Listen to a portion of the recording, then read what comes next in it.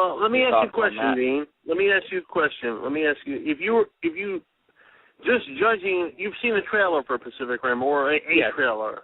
Mm-hmm. What is your? I'm just curious. What is your initial, reaction to that trailer? My reaction is just the only thing that I really want to go for. I wouldn't expect anything big from it. Nothing amazing at all in any way, except for the special effects. And I personally am interested in seeing Charlie Day, just because I like Charlie Day, and I like Idris Elba too. So those two actors I like, and so that'd be all. But I'm not. I wouldn't expect anything them to be working with anything that great or anything. I wouldn't expect very many laughs from it either or anything like that. I'm just going for the effects and for that sort of neon-y kind of look. That's why I want to see it. I think fellow movie geek Chris posted something early this morning, or it was last night. You'll forgive me. I read it this morning, but it might have been last night. And the comments in his thread were, what I'd expect. It's, Transformers is monsters. It's Transformers. I've seen the movie twice because I took my mom to see it. I was supposed to take my brother to see it, but he was too busy to go see it. But I like the movie. I don't know, and it's a good movie, but how do you, in the age of Transformers and 3 Transformers movies, how do you, even though it is a different movie, in many ways, differentiate between? Yeah, how do you differentiate? How does the average moviegoer? How do you sell this to the average moviegoer? Because I think that's the problem. That is the problem that we're seeing this weekend. Well, the average moviegoer, I'm not sure, but for the movie-loving moviegoer that knows about movies and everything, I would try and sell it as just something, as just sort of a visual treat, because it does look like the movie has a look about it that is different and is not of that sort of, everybody compares the movie to Transformers, but for me, just looking at the trailer, the movie doesn't look anything like Transformers. Yeah, no, it's nothing like that. Transformers to me is flat. It just looks flat. Everything's in daylight. All the robots look the same. There are no real monsters in it. It's just robots. This is the kind of movie that they used to make for the drive-ins. This is not. It was always the bottom half. It was always the bottom half. It didn't matter what it was. You're supposed to be sitting there with a six-pack and sitting in your lawn chair or in your pickup truck or whatever at the drive-in, making jokes, having fun, horsing around with whoever you came with, and making your way through a case of beer. When these movies got to our shores in the 50s and the 60s, that's a great summation. I mean, I couldn't have put it better myself. You summed it up perfectly. The drive-in is where a lot of these movies were seen. Exactly. I mean, that's the thing. You weren't supposed to when they had movies in the 50s in the drive-ins that were kind of bad movies, but could be good if they were done in certain ways, like The Incredible Shrinking Man or Forbidden Planet or whatever. When you had these but even if you had the bad movies like Monster from Piedras Blancas or Plan 9 from Outer Space or whatever, when you had that first one is a favorite here, but okay. I love that movie, but the fun thing about watching those movies was being at the drive-in and just making it an experience.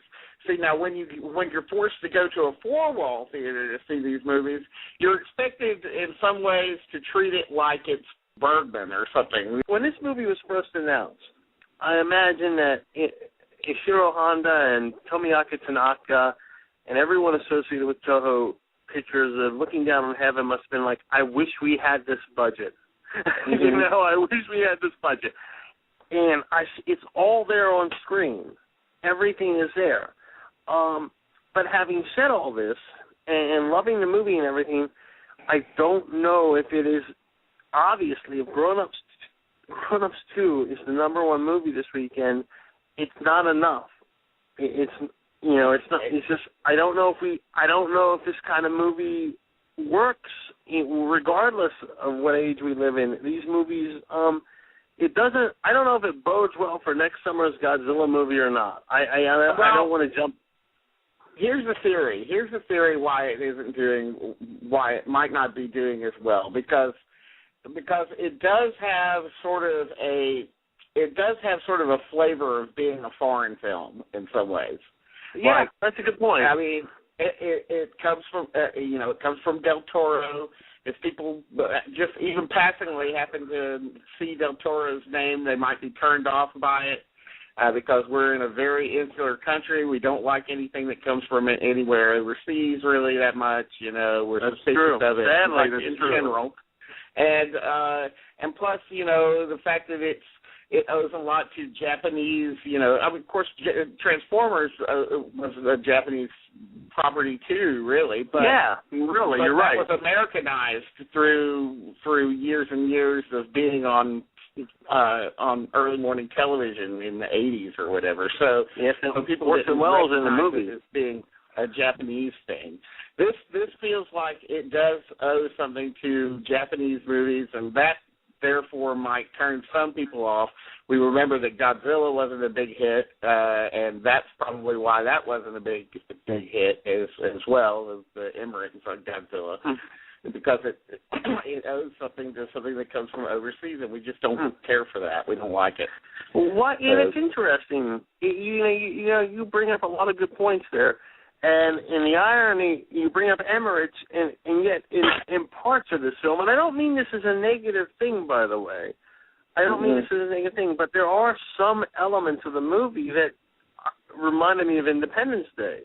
And not in a bad way. I mean, it's just hey, that looks familiar. That and also there's a lot of the original Star Wars in here too. That Del Toro said he was very influenced by Lucas's thing. Start in the middle and make everything look old, like it was used. It's been lived in. It's not fresh, and that's all there. Mark Johnson from Awards Daily. Awards Circuit. I think it's Awards Circuit. Yeah, he said that, which I think this is an absurd comment, but he said that the only difference between Pacific Rim and Sharknado, the other movie event of this week, which we should talk about. But we did definitely talk about that. Yeah, he said the only difference was the budget, which I think is dumb because you have to look at it. The budget means the effects are going to be better. I mean, if you've seen Sharknado, the effects are not really that great. But that's kind of what makes that movie hilarious. Well, and that's not actually watching the film and having anything valuable to say about it. The difference between Pacific Rim and Transformers and everything else is Guillermo del Toro, and it's his particular tone. This is a 1950s monster movie in like the most cutting edge effects that you can imagine, and they're great effects. Like if you think it's no longer possible to feel awe at certain effects-driven movies anymore, I some of the imagery in Pacific Rim was actually awe-inspiring to me. Yeah, absolutely. Because you really get a sense of size of these. But it is a monsters versus robots movie, and I think a lot of reason why American audiences are dismissing it is because it doesn't pretend to be anything else. It's not beriddled by some kind of disaster flick post 9/11 mentality like a lot of these comic booky movies are. It's just a fun, it's silly B movie, and it's not about character. It's not about performance. It's not really about story. It's about energy. This childlike enthusiasm and giddiness over a monster movie. Yeah, and I couldn't agree more with you, Jamie. And I was so happy when I read your review of it because it's just not trying to be anything else. It is really just exactly that. We could be sitting here, and I'm watching it, and I went and watched an interview with Del Toro last night at Collider, and his 3 favorite monster movies, the Japanese monster movies, are the original Godzilla, Frankenstein Conquers the World, and War of the Gargantuas. And those influences, their shots, or Easter eggs, if you will, are all in there. I think it'll end up doing okay in the U.S. Oh yeah. The audiences have given it a great cinema score, but I think the U.S. is almost irrelevant in a way because 80% of what a lot of these movies gross come from overseas, and I think this is tailor-made for a lot of those major overseas markets. It's going to make money. This is an Asian film. This is an Asian market film, and I want to bring it up because I had emailed you earlier. This whole tracking story that started at the end of last week or the beginning of this week. It's almost like they want the film to fail, and it really pisses me off because. Forget about this weekend. It's next weekend. You have that R.I.P.D., The Conjuring, Red 2, and then the following weekend you have the Wolverine. So whatever interest you have is going to go towards the Wolverine 2 weeks from now. But this tracking story got me so angry, and I was talking with someone about this Thursday night. A friend of mine. Well, wait a minute. Let me ask you this: what is this tracking story that you're talking about? Well, they're saying the tracking is so low. The tracking is so. The tracking is so low for the movie that it can't possibly do well, but the tracking for Grown Ups 2 is, over the moon. Grown Ups 2, that's the #1 movie. It doesn't surprise me, but it saddens me. Well, and plus you got a question because they came out with this tracking story about 10 days to 2 weeks before Pacific Rim was even released. So how much did that color the perception that people had of whether or not they should go see it? Yeah, I mean, that's the whole thing. I mean, you have this thing, the tracking's, I'm not going to bother with it. It's this cruelty that exists in Hollywood.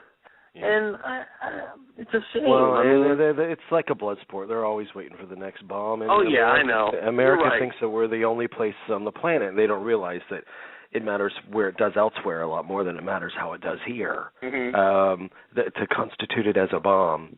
And plus, this is the middle of summer, and people are probably fatigued of this stuff by now, too. That has to. That's a good point, Jamie. Good point. That has to be playing into this,